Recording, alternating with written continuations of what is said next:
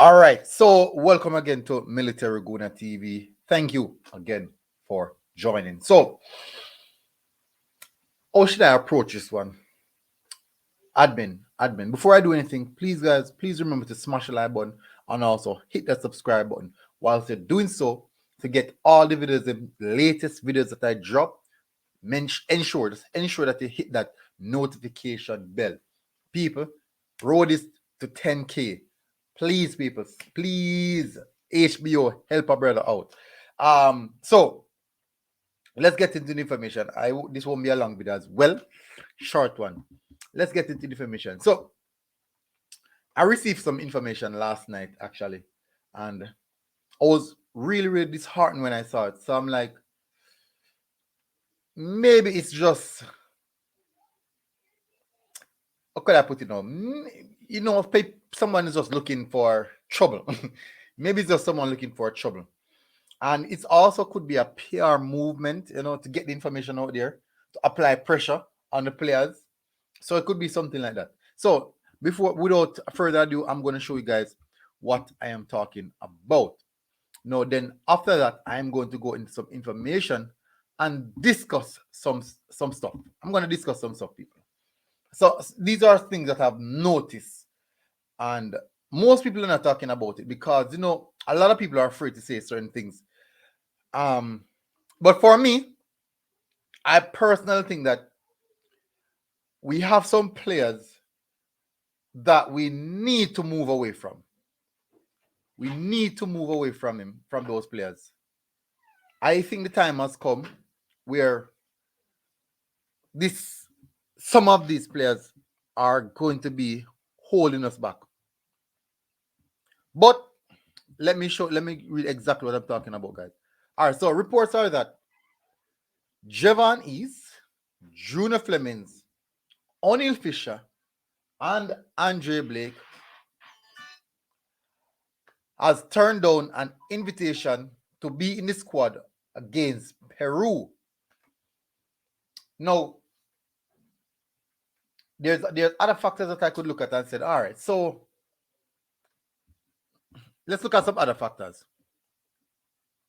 and give some explanation and reasoning to some of it. So we could say that Junior Flemings, he's on a move to the French league, which is in January. So let's say that he might not be available because of the move. Let's just assume that. Andre Blake, maybe the season restart in those time as well, in that particular time period. He's on a break now. Maybe the COVID restrictions.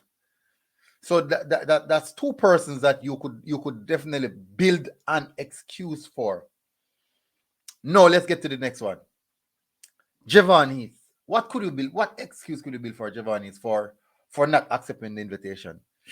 I can't say there's any. O'Neal Fisher, I can't say there's any as well because he was recently released. He was recently released from his club. So it puts me on my thought frame in a position where I'm thinking, is the case that these guys genuinely have some reason to not accept the invitation? Because I'm sure most of you guys already know that the invitation has been sent out already. Because I'm going to do a list of few players who have already received invitation, and you guys have already seen videos of players who got their invitation. Clubs Mount Pleasant had two, Fletcher, and I don't remember the next guy. But invitation have already sent out. And more than likely, JFF would have known who accepted those invitations. Now, this one, you could say that it could be a case in which you're trying to apply pressure on the players. Yeah, you could say that. But for me, it's a very, very difficult one for me to digest because it's not that like I know the 100% around the situation.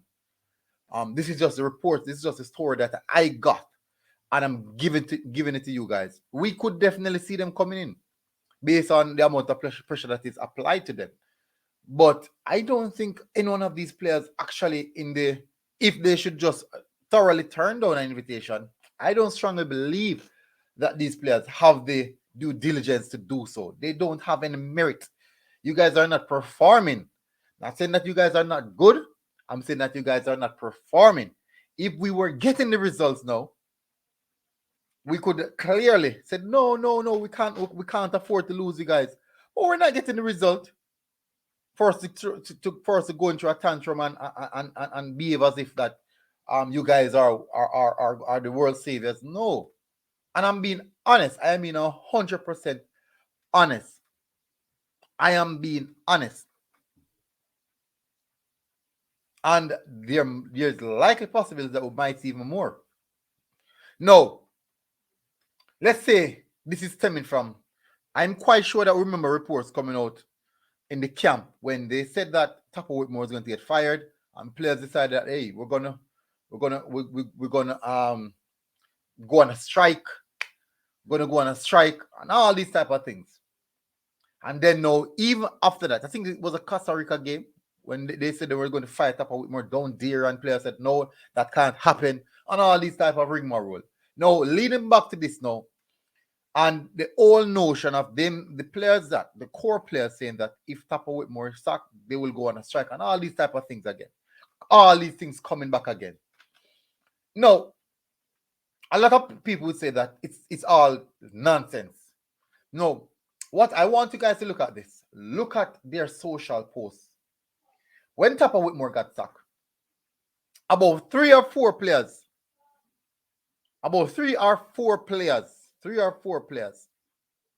actually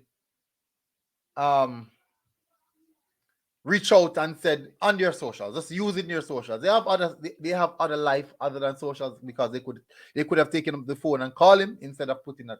But just using, from what I saw on the socials, because most of these players, they post everything. They post almost everything. And what I saw on the socials is that just a few players, when Tapa Whitmore got the stock, said that well done, Gaffer. Thank you for the opportunity. Just a few, i.e., Damian Lowe, I think Flemings, Fisher. There's a few of them.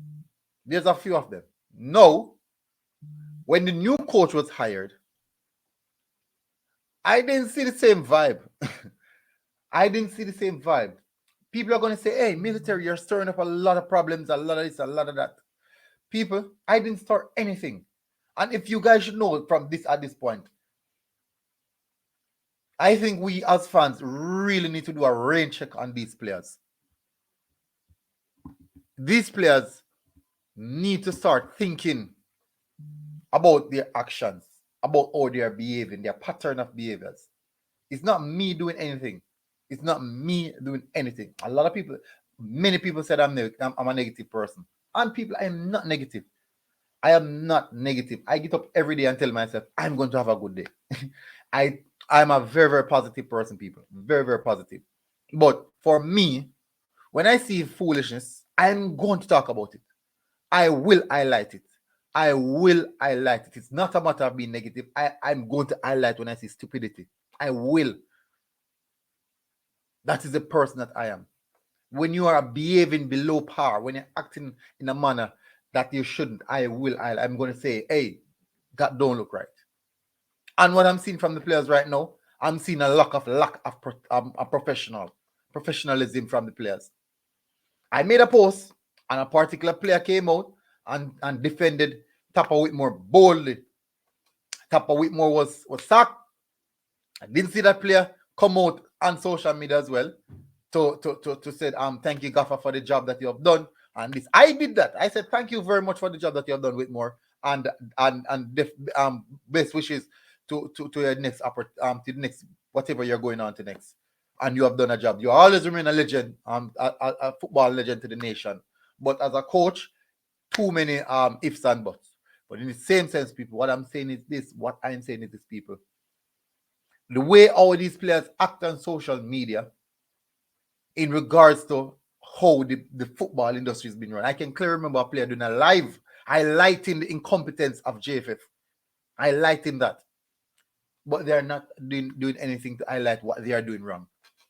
So it's all a blame game. It's all a blame game that is playing inside of the JFF with the players, the administration, the coaching staff. It's all a blame game. And I, for one, personally wish and hope that things work out in our favor, because it's in benefit of the country. It has nothing to do with just the players. It's in the benefit of the country. This is an opportunity for the players to write their name in history. And this is an opportunity that they don't want to miss. In life, major opportunities only come once.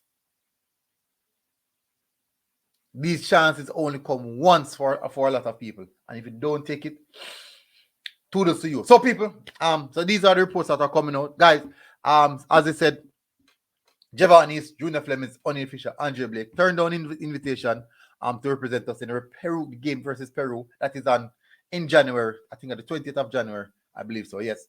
Hopefully, it's other factors that led them to turn down the invitation, and not just from where I think it's coming from. So we won't see these guys, people.